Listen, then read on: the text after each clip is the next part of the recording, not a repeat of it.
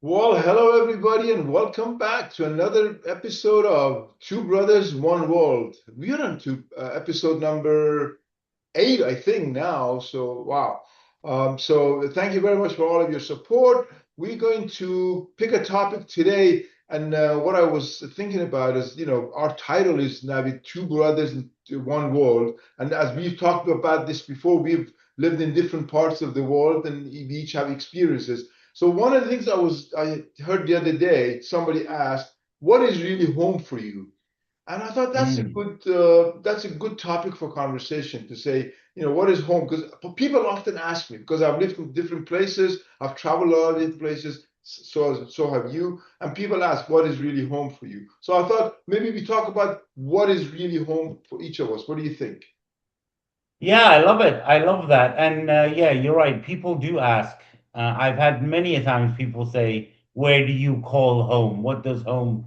And as most of our listeners know, I was born in Iran, but I left Iran when I was like 5 years old.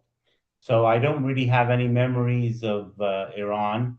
So I then started life in England for whatever 30 plus years. Lived in England in one city. I didn't move around England much at all. I was always lived in Plymouth in the southwest of England, and then obviously Canada, where I live now. So where I consider home genuinely, and I'll still say when I tell people that I'm going back, I'm going to visit my mom in England. I naturally always say, "Oh, I'm going back home to visit my mom."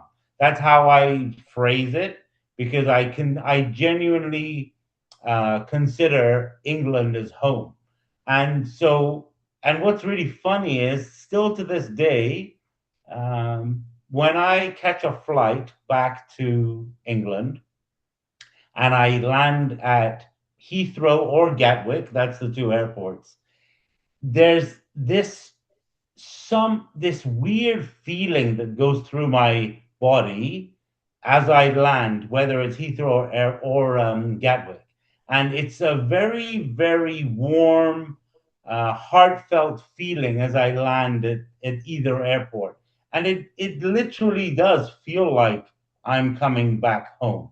So for me, there's no ifs or buts about it. Like 100% for me, given those feelings as well. Now, England is definitely home. Now, having said that, more and more when I now travel back to England or anywhere, and when I arrive in Vancouver, even though I don't get the same feeling, I still get some sort of warm heartedness as I come back to Vancouver too, but not at the same level as landing in Heathrow or Gatwick. And so, yeah, definitely for me, England is home. But you sort of have been to you've lived in way more places than I have. So I'm very curious to see where you call home. Yes, and, as you said, you and I have something in common that is we both, other than Iran, I won't count Iran because you weren't there for 5 years, but you and I both have lived in England, and you and I both have lived in Canada, and of course, I've lived in the US. This is a genuinely a difficult question for me to answer when somebody says, "What is really home?" Because I have had such great experiences in every one of the places that I've lived, whether it was England, whether it was Canada, each of them different, each of them great. Of course, there's been ups and downs in everywhere, but so it's a very difficult question for me to answer. But I will say this: some of the things, something that might surprise you, is that I left Iran when I was 17, so I haven't been to Iran for 50 years. But I have got such affinity for Iran. I've got such closeness to the culture that it is extremely important for me to have that, and I'm very proud of it. Actually, I've tried to keep to maintain the language to be able to speak. In fact, a few years ago, I started an Instagram page in Farsi simply because to stay connected to people in Iran. I was kind of wanted to be connected to people, but I can't be there myself, but I wanted to be connected to them. So that's the connection that I have to the Persian culture, to the Iranian culture, and to Iran.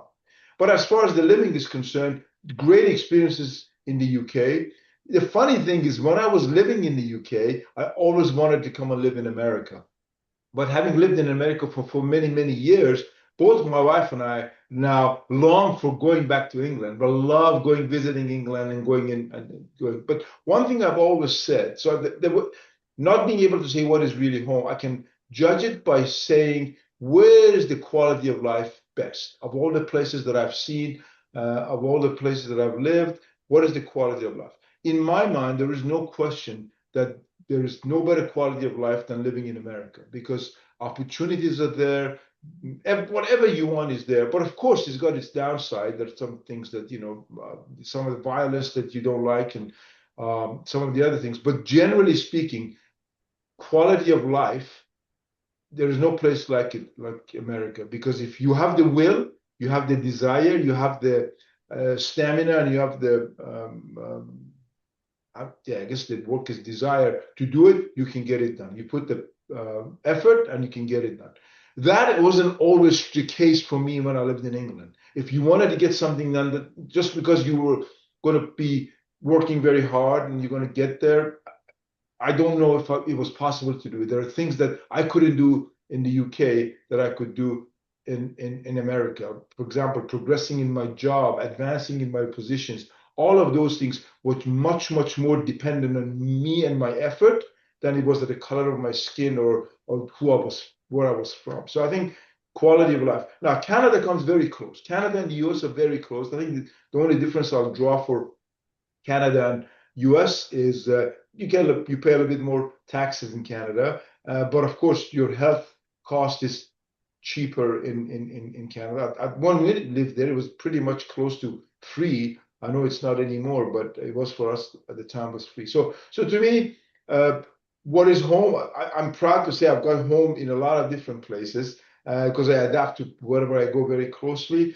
But I would say quality of life in America is probably the best of any of us that I've lived.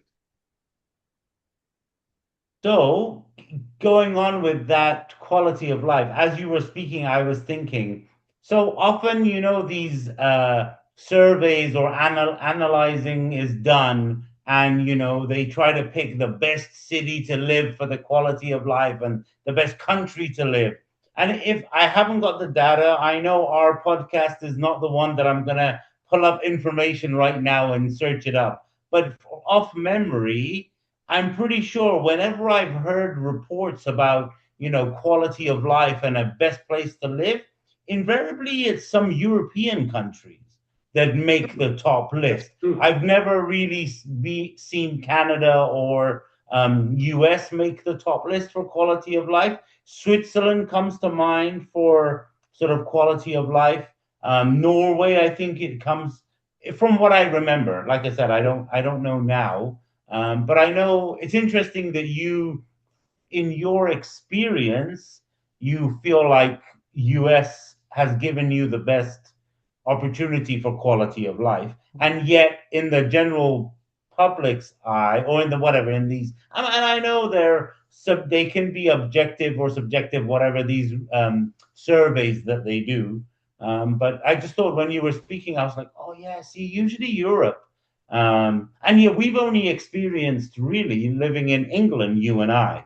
Like we've not really, I mean, it sounds great to say, yeah, we lived in Europe, but it's Europe's big place, and I'm sure that there are similar. I'm sure there are many countries in Europe that also would qualify for quality of life.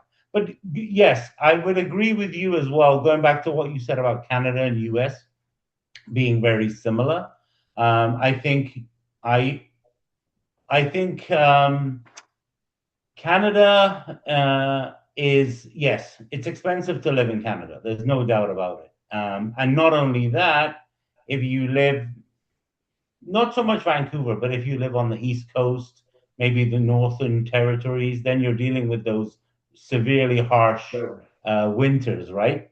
I was privileged enough this winter gone that I didn't have to shovel snow once. So That's good. We really did not have any snow this year, this winter just gone by. And going back to So the yeah, I quality, think for me that's a big difference. So. sure. Going back to the quality, what you're talking about, you're exactly right. Because these surveys, they usually use certain metrics from health perspective, from the pricing, and from weather, all of those kind of stuff. But when individuals talk about quality of life, we don't talk in terms of metrics. We talk about how Yeah, we feel, right? Where yeah, does it yeah, give you the best opportunity? I read about Switzerland. It's beautiful, and people get free healthcare. It's amazing, but they also pay 55%, 60% taxes. So 50% of what you earn goes to the government to provide for yeah, everybody, which is great.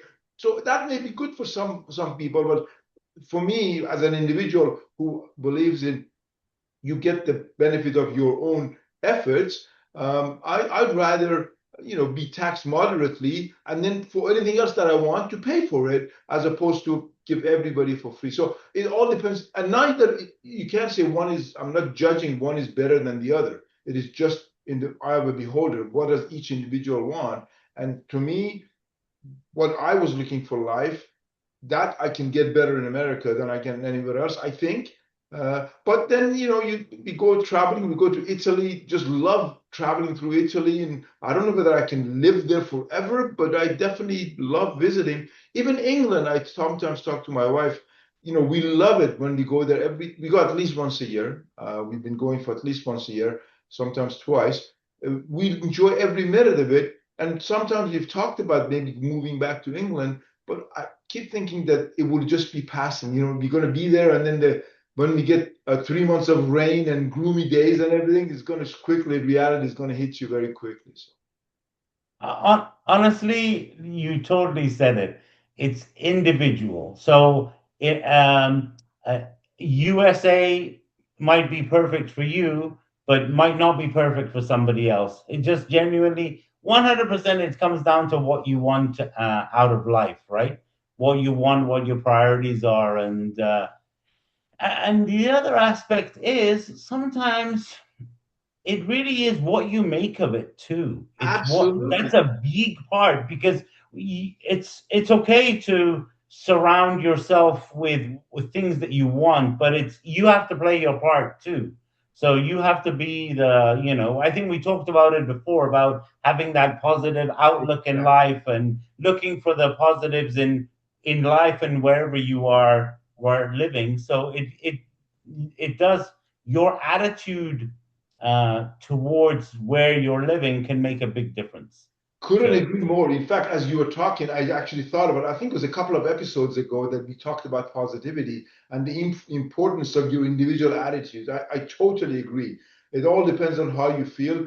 Two people can be living in an exactly identical place, and one will hate it, the other one would love it. So on that topic, I can't believe it. Our times go past so fast. We've already been around 14 minutes. So we would be very, very interested in all of you listeners to drop us a comment about where do you find home and what is it that makes it home for you. We would love to hear from you, and then maybe we can share some of your comments in the future episodes. fantastic. Very, very good. Very nice. Thank you. Or very good. Well, we'll say goodbye until the next episode then. Take Thank care, you. everybody. Bye. Bye.